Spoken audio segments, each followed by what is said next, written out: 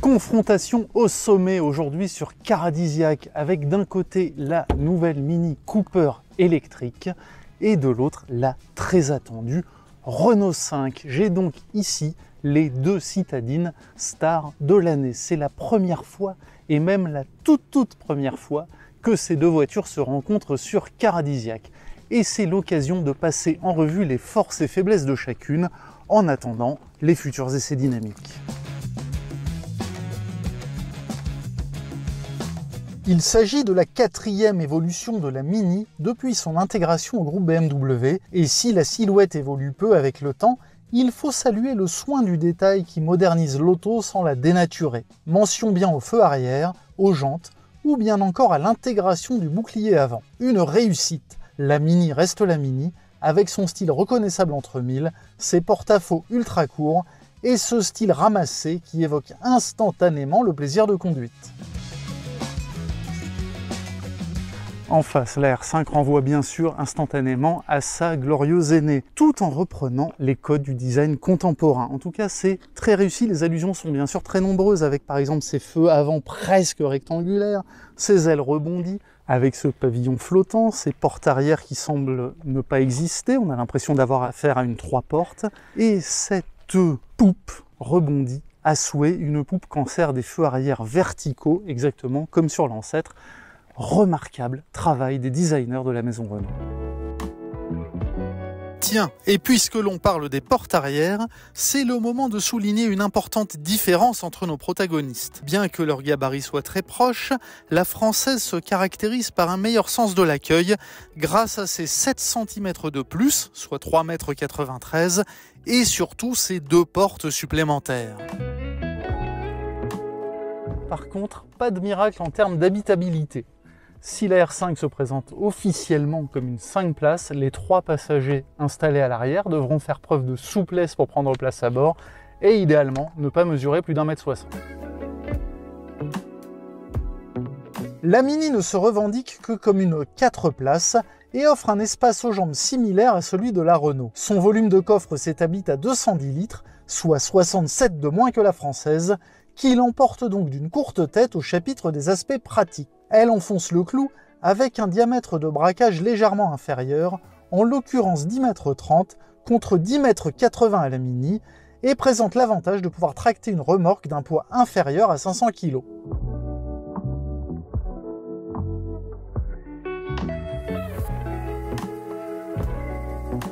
On évolue en terrain connu à bord de la Mini avec le traditionnel compteur circulaire surplombant la console centrale. Matériaux de qualité, finition impeccable et position de conduite quasi parfaite. Tout est fait pour le plaisir de conduite. De plus, une ribambelle d'équipements de confort et de sécurité sont bien sûr disponibles et tout ceci participe du caractère haut de gamme de la Mini. Mais un sans faute auquel aspire aussi la Renault 5 avec cet habitacle disposant d'un double écran, ses matériaux choisis et ses références subtiles à l'ancêtre, à l'image des surpiqûres dans la partie supérieure de la planche de bord, qui rappellent les moulures de la planche de bord en plastique de la R5 originelle. Ah, et vous a-t-on parlé de ces sièges tulipes qui évoquent ceux de la R5 TS? Mais la R5 fait aussi et surtout le plein de techno avec le système OpenAirLink en partenariat avec Google, qui permet d'accéder à une 50aine d'applis en tout genre.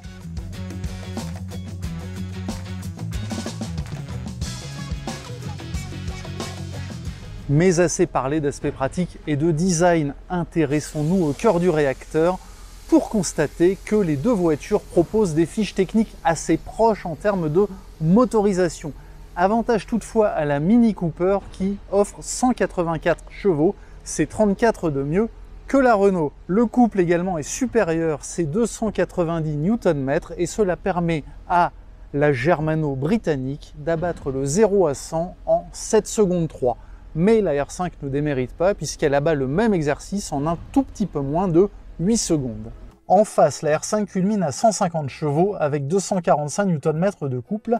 Surtout, elle dispose d'une batterie de 52 kWh grâce à laquelle elle annonce une autonomie maximale de 410 km en conditions urbaines.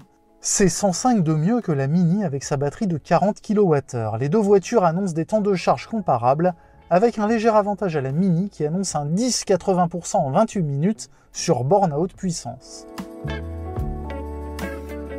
La R5 réplique avec un système de charge bidirectionnel qui lui permet d'alimenter un équipement extérieur comme un barbecue électrique ou une machine à café. Reste à parler argent, ces deux modèles plutôt haut de gamme sont bien sûr assez onéreux. La gamme des prix de la Mini Cooper électrique démarre à 34 000 € et cette voiture ne peut plus prétendre au bonus écologique en raison de sa fabrication en Chine. En face, la R5 dans sa configuration 150 chevaux voit ses prix démarrer à 33 490 € et la bonne nouvelle, c'est qu'elle bénéficie du bonus de 4 000 € puisqu'elle est fabriquée en France, cocorico. Et donc elle se montre parfaitement compétitive dans la catégorie.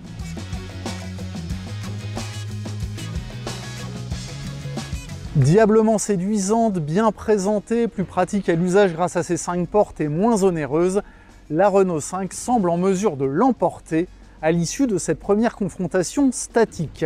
Restera toutefois à confirmer ses bonnes dispositions volant en main, surtout face à une Mini qui s'apparente à un véritable antidépresseur sur roue.